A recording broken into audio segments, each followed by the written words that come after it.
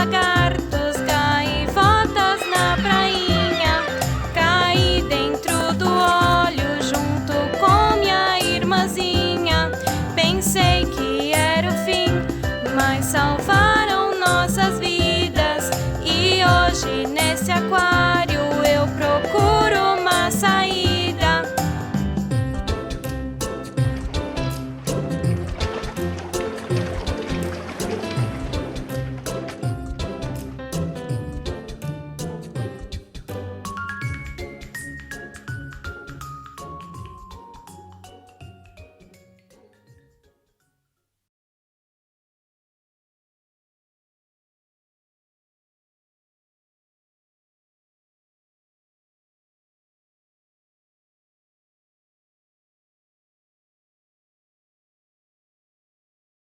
Oi, turma, boa noite.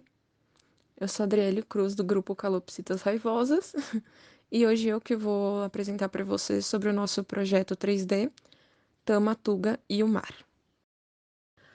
O subtema que nosso grupo escolheu para retratar foi um desastre nacional, que foi os olhos que atingiram as praias do Nordeste. Para contar de uma forma clara sobre esse desastre, eu acho que a gente pode montar um raciocínio de 3 perguntas principais, que seria o que esse desastre é para as praias, como que esse óleo todo foi parar nelas e quem fez isso. Então, esse desastre foi um aglomerado de componentes químicos de óleo, que vem do petróleo, que começou a invadir diversas praias do litoral nordestino. O IBAMA começou registrando as primeiras manchas em agosto de 2019, lá no litoral, nas praias de Tambaba, Gramame e na Praia Bela. Depois, algumas outras praias foram sendo atingidas, que foi a praia de Pojuca e Olinda. Algum tempinho depois, Rio Grande do Norte, o Maranhão, o Ceará, Sergipe, Piauí e Alagoas.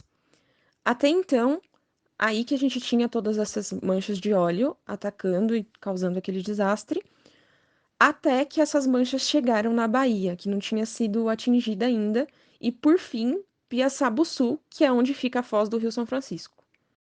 Agora, respondendo a segunda pergunta, que é como esse óleo todo foi parar nessas praias, até agora a gente não tem uma fonte específica, nem ninguém para apontar.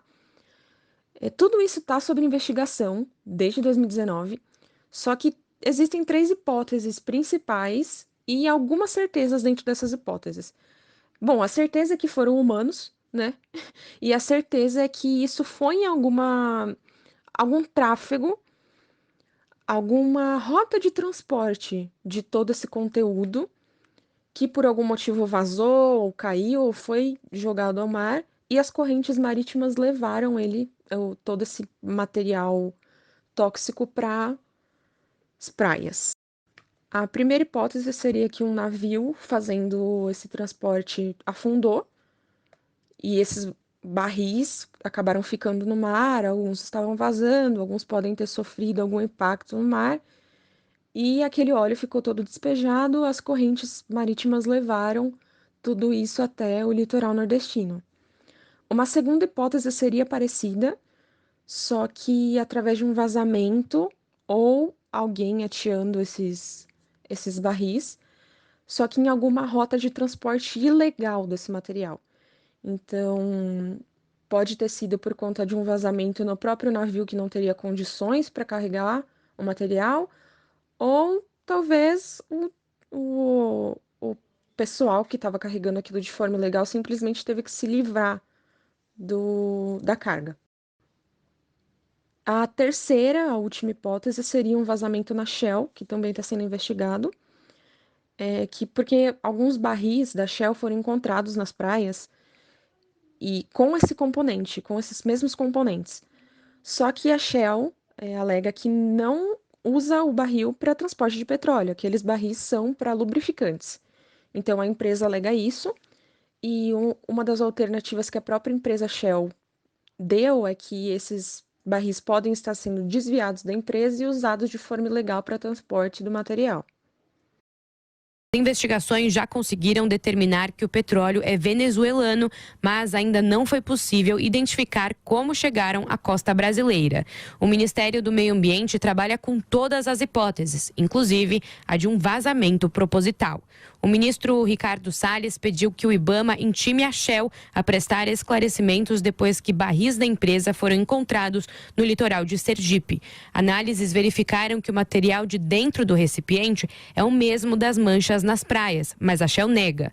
Por meio de nota, a empresa afirmou que o conteúdo original é um lubrificante para embarcações produzido fora do país. No último sábado, o presidente Jair Bolsonaro disse que os barris podem ser de algum navio que afundou.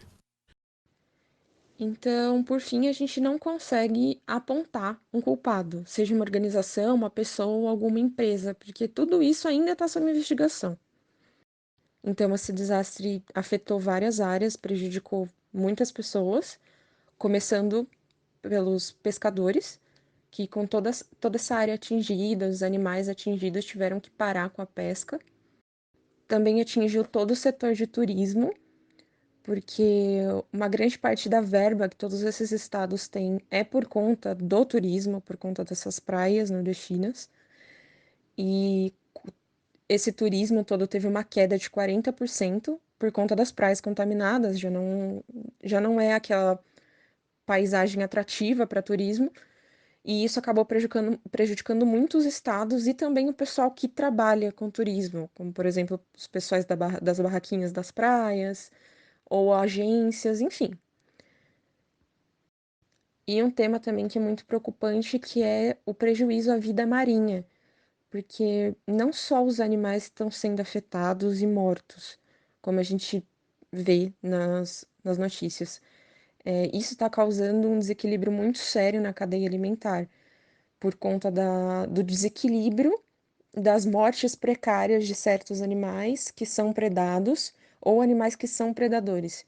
Então, isso causa um desequilíbrio sério na cadeia alimentar, causando problema no próprio bioma.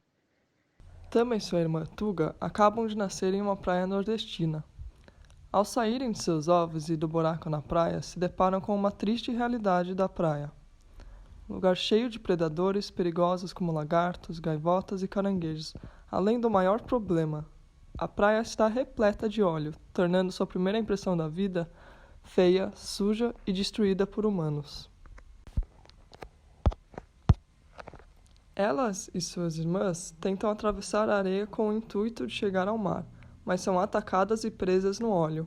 Afogadas em meio ao óleo, as irmãs são salvas por uma mão e levadas até uma ONG, onde tentam fugir por não entenderem a situação. Porém, após a tentativa de fuga do tanque, elas são vistas por um funcionário do local que, assustado, olha para as duas filhotes, as pega e leva de volta ao mar. As irmãs finalmente atingem seu objetivo. O conceito de personagens foi pensado num design cartunesco e caricato. As personagens principais, Tama e Tuga, têm um design bem arredondado e carismático. Seu formato também se destaca bastante do cenário, que é feito com formas mais sólidas e quadradas, bem low poly. Pensadas para remeter uma forma humanoide e infantil, sem o distanciamento da imagem de tartarugas, assim criando uma empatia do público pelas personagens, mantendo também a proposta de personagens animais. Seus coadjuvantes também foram criadas de uma forma bem orgânica e arredondada, mas seguindo a personalidade e função de cada um, sendo o caranguejo com sua forma achatada e cara de mal, gaivota com pouquíssima expressão e cabeça pequena para destacar sua falta de inteligência, o lagarto rastejante com sua cabeça triangular e grandes olhos. A nossa animação tem dois cenários principais. Uma praia fictícia com características das praias nordestinas que foram atingidas pelos olhos e cheia de poluição, com ambiente propício a depósito de ovos de tartaruga. E outro, que é uma sala de uma ONG, uma sala de resgate, com um tanque aquário para tartarugas filhotes. A trama se desenvolve na dinâmica desses dois espaços, e a visão é das pequenas tartarugas. Então, na sala, por exemplo, o espectador do curta está dentro do tanque com as protagonistas, vendo tudo com elas. A modelagem dos personagens foi feita à base no ZBrush e depois aperfeiçoada no Maya, feita em low poly e rica no detalhamento das texturas. O cenário foi todo modelado em low poly direto no Maya, dando destaque nos detalhes da parte do óleo esparramado e na poluição da praia.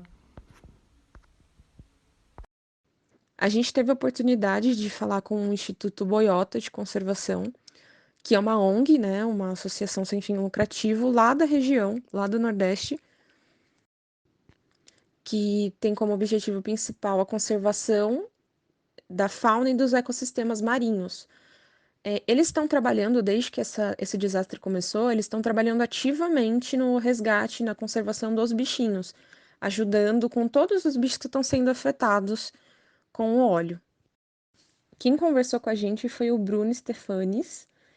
Ele é um dos fundadores do Instituto, é um biólogo com mestrado em biodiversidade e conservação. Ele foi muito solícito com o grupo e ajudou demais a gente, porque sobre esse desastre a gente precisava realmente ter uma visão um pouco mais próxima de como isso vem atingindo as praias, as pessoas e os animais. Aí depois o IBAMA, né, com o grupo nacional, né, foi que chegou, né, foi onde a gente teve aquela resistência, né, principalmente chega gente de fora que não conhece a realidade e acha que tinham duas pessoas, um carro ia para o norte e um carro ia para o sul. A gente com 10 monitores de moto rodando todo o litoral de Alagoas, era muito mais fácil do que 2 carros do IBAMA achar uma mancha de óleo indo para o norte e indo para o sul.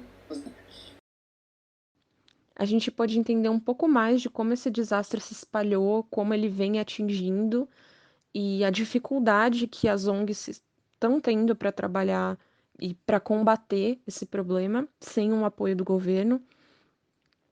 Ele contou para a gente também que, além de todo esse problema visível, existem vários impactos invisíveis, porque o óleo ainda continua na água, prejudicando os animais, e também os prejuízos que isso traz para a vida humana e para toda a economia da região. Agora, falando do nosso som, foi uma música que foi escrita pela Daniele Morasco do grupo, chamada Tamatu e o Mar, como o nome do projeto, e interpretada por uma parceira, que foi a Marie Todesco, gravada num estúdio, que foi o Estúdio Strondo Beats, localizado lá na comunidade de Heliópolis.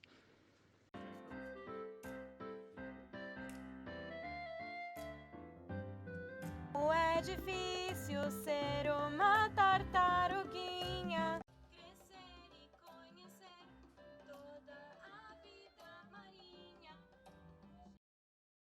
Isso foi tudo sobre o nosso projeto.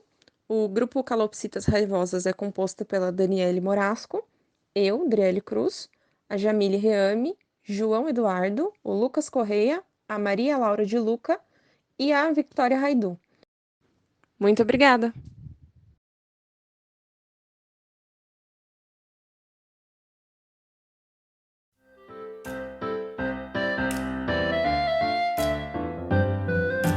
Como é difícil ser uma tartaruguinha, crescer e conhecer toda a vida marinha, fugindo de lagartos, gaivotas na prainha, caí dentro do óleo junto com minha irmãzinha, pensei que era o fim, mas salvar